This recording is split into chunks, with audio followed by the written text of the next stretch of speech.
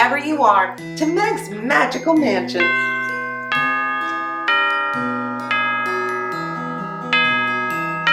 A virtual guest house for spiritual wayfarers. Well, Scallion, I heard the doorbell. My goodness, are those for me? Sorry, Meg. These are for Parfait.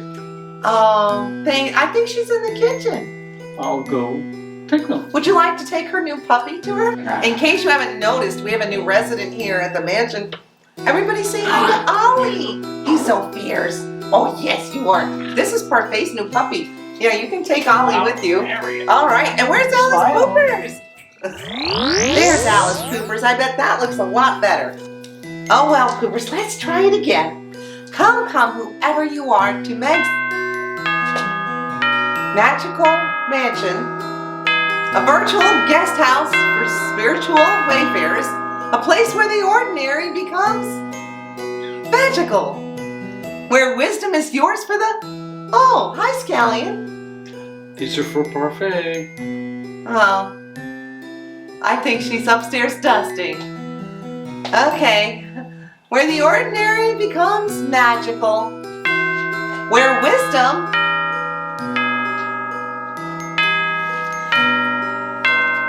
is yours for the asking, and where your higher nature is just a wish away. Oh, more flowers, let me guess. Parfait? She's doing something. Well, today, I'm so glad you've joined us here at Meg's Magical Mansion, because Scallion, Parfait, and of course, Miss Alice Poopers and I are going to be talking all about flower magic. I love flowers and puppies.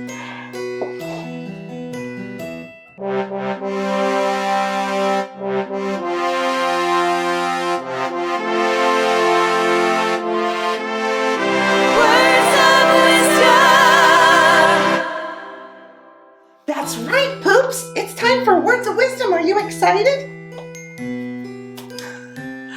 Well, today our Words of Wisdom come to us from Emily Dickinson with a beautiful poem entitled, "We Should Not Mind So Small a Flower." So sit back, relax, and let's enjoy a poem from Emily Dickinson.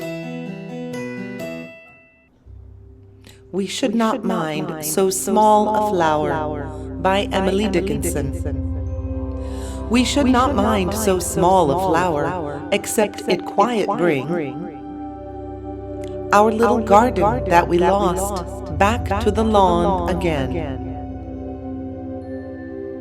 So spicy her carnations nod, so drunken reel her bees, so silver steal 100 flutes from out 100 trees. That whoso sees this little flower, by faith may clear behold the bobolinks around the throne, and dandelions gold. That was a beautiful poem. I love Emily Dickinson, don't you, Poops?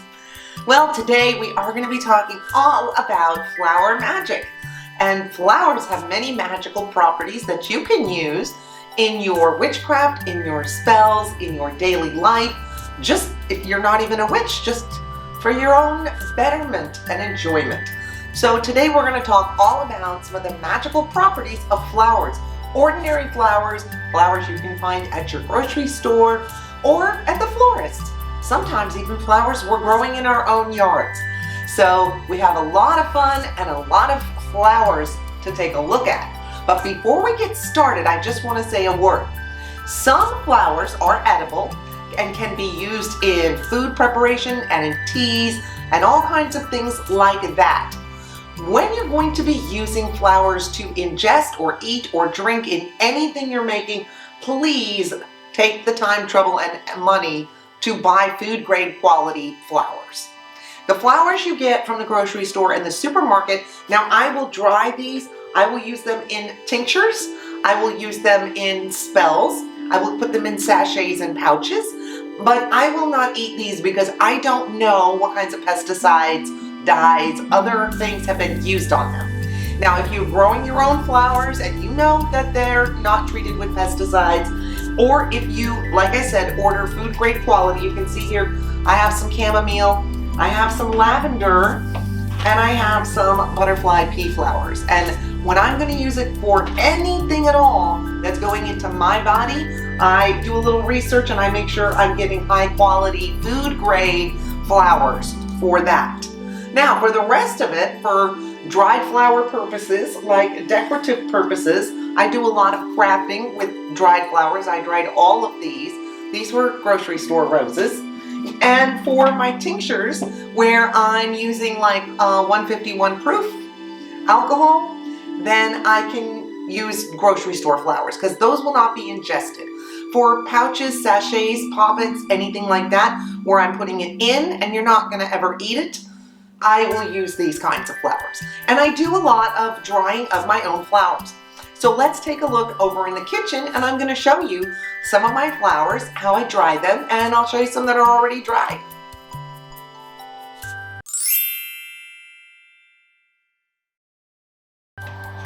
Okay, today I'm going to show you a little bit about how I do my dried flowers. So here's a bunch of flowers. I've had them in some water. They've been in water for quite a while. They're kind of getting soft and wilty and just about ready to dry. It's so simple what I do, guys. I just tie them up.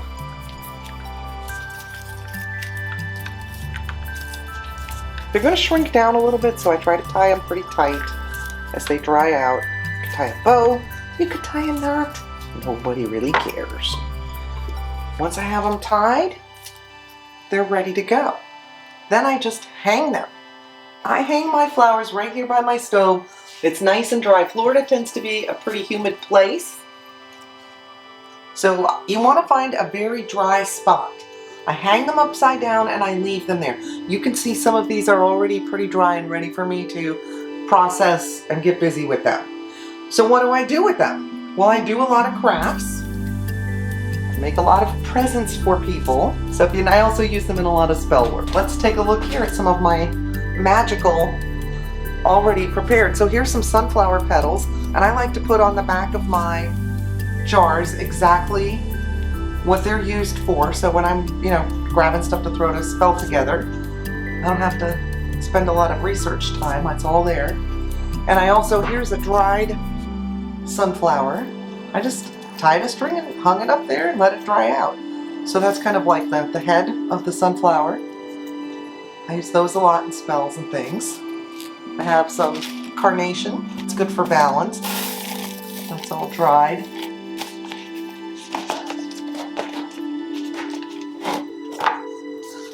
Chrysanthemum, very good for protection.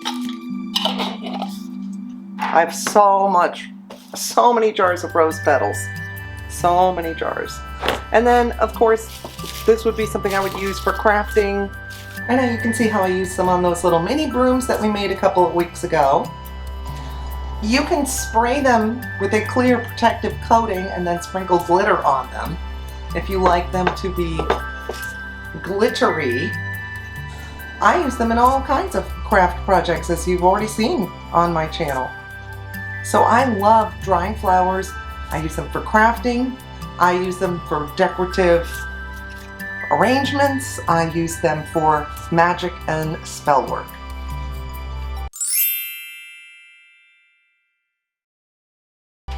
So that's how I dry my flowers.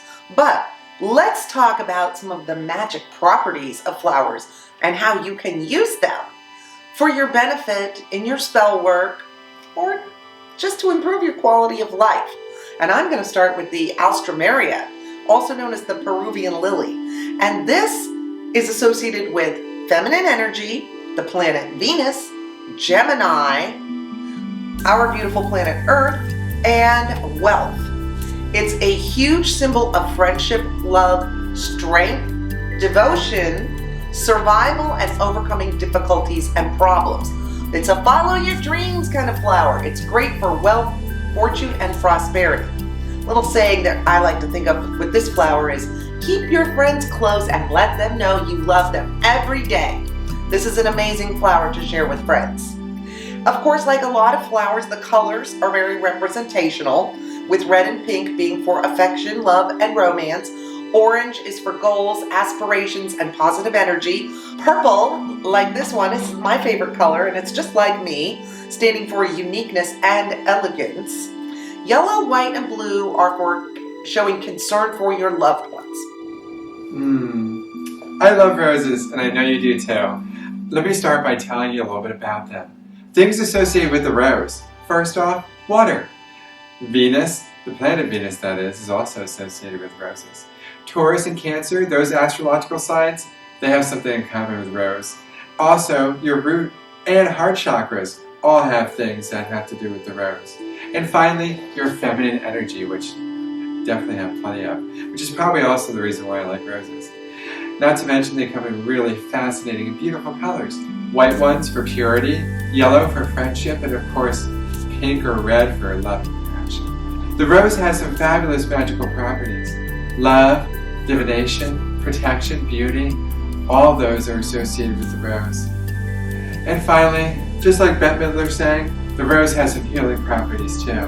It has a mild sedative effect, it can be an antiseptic, an anti-inflammatory, and it can also boost your appetite. Okie dokie, our next flower is the hydrangea. And hydrangeas are associated with feminine energy, water, the moon, the planets Jupiter and Neptune. Also a very strong connection to the Fae or fairies. And I work with a lot of fairy energy, so I really like that. Hydrangeas represent psychic awareness, intuitiveness, boundaries, putting up protective barriers, shielding. They're good for hex breaking, for drawing love in. They're good for challenging karmic patterns and for protecting yourself from curses or psychic attacks.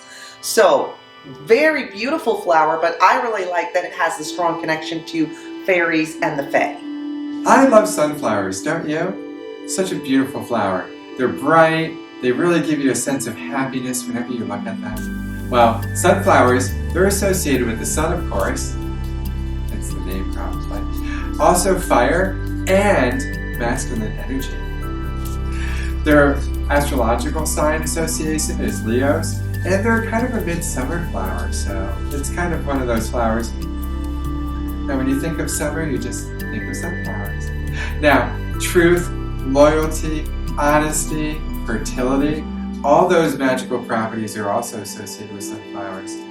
And this is actually a really interesting little factoid. If you take a sunflower and you shove it underneath your pillow and you sleep with it underneath your head at night, it actually is told that you'll wake up and a person who has been telling you an untruth or a lie will come clean at some point and tell you the truth. So, sunflowers are not only beautiful to look at, but they can also maybe even yield some interesting facts and information. Well, we know that they can also help with self-confidence. They have an abundance of energy and happiness. They're definitely positive, and of course, they really make you want to just have a self-love for yourself and attribute it to luck as well. We love sunflowers. All right, our next flower is the carnation, which is associated with the sun, masculine energy, fire, Capricorn, and the planet Saturn. It is also associated with Diana, the goddess of hunting. It is a beautiful flower for protection, balance, courage, healing, and release. Plant red carnations in front of your house to repel negative energy. And of course, like a lot of these flowers, the red ones stand for love, the white ones are for peace and purity, and yellow for happiness. Daisies are also just a wonderful flower. They're also a midsummer flower like some of the other flowers we've talked about. And daisies are associated with Taurus, the astrological sign, the sun, and also water.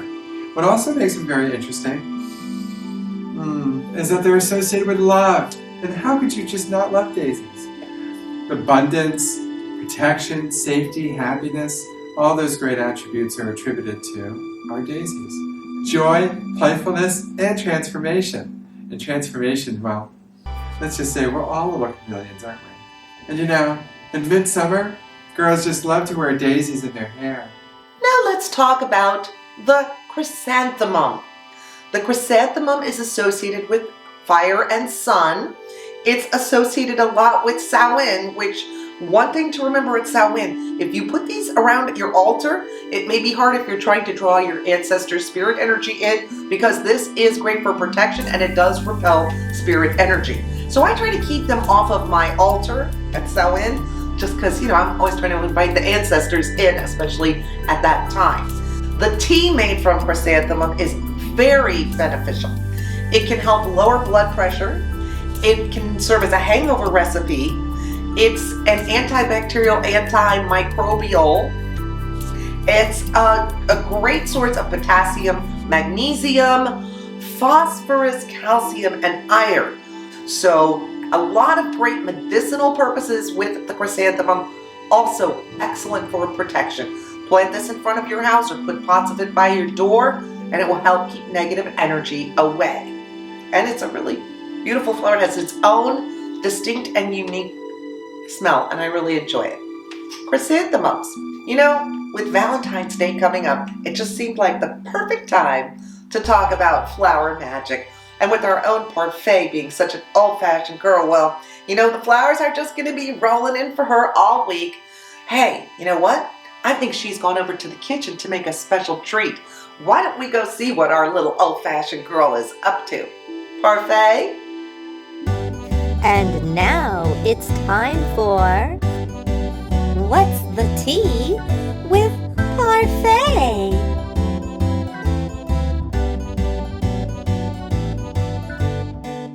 Hey everybody! Well, Parfait's an old-fashioned kind of girl, so I just have to show you my favorite recipe for old fashions. First thing you need to start with is a really good whiskey. I recommend the Bullet Rye whiskey. It has a higher proof than most other whiskeys, and it has a really great taste that's perfect for old fashions. You also want to use a sweet vermouth. So in this case, we're using a traditional sweet Italian vermouth. So we're going to need this as well. Because I don't like to get too trashed on my old fashions too quickly, I sometimes use a little bit of sparkling water. You can even use club soda to mix with it if you need to, just to kind of cut it a little bit because it can be a bit much. Now, as far as bitters are concerned, you can use traditional ones or orange ones. I like orange, so I use those. Now, of course, you want to garnish with a brandied kind of cherry, and then you have your oranges. You can do like an orange zest or an orange garnish itself. So let me go ahead and show you how these are done. First thing, we're going to grab our whiskey. Now, because I'm making this for several people, I'm going to go ahead and use my measuring. Now, remember, we're doing about 1 ounce per drink. So, because I'm making this for several,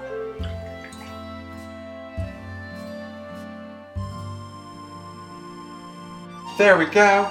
And because Parfait is a messy girl, I'm just going to go ahead and sweep that up a little bit. Now, after that, we want to go ahead and add a little bit of our sweet vermouth, about 3 ounces. Ooh, boy, they really put these things on. Got it. So, about 3 ounces of that.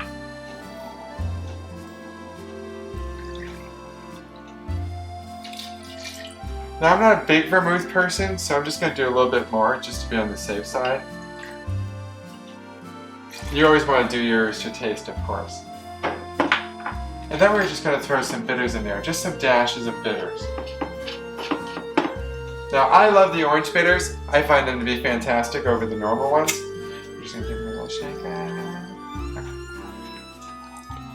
A couple dashes in there of bitters. There. And then we just go ahead and give it a little stir. Like that.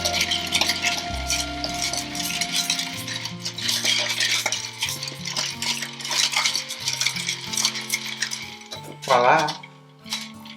Go ahead and pour.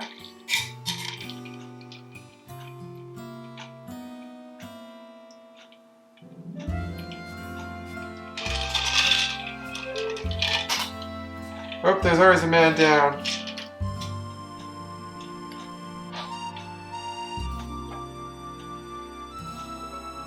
And we are almost there.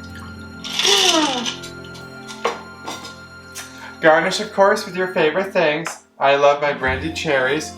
So, you know, get 2 of those per glass. Always pleasant.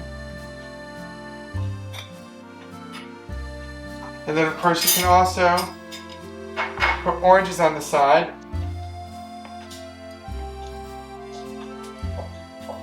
And voila. There you have it. The perfect old-fashioned. Did somebody say old-fashioned? Oh my gosh! Thanks, Parfait. It's an old-fashioned drive-through window. Cheers! Cheers!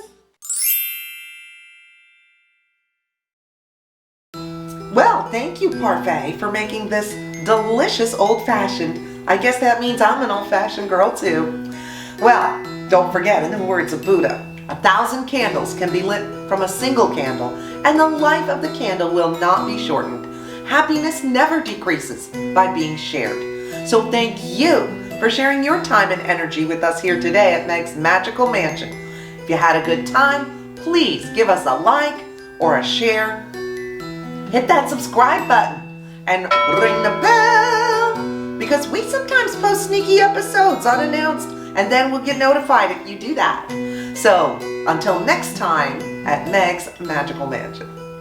Say bye, poopers! Say bye, everybody! Say see you next week at Meg's Magical Mansion!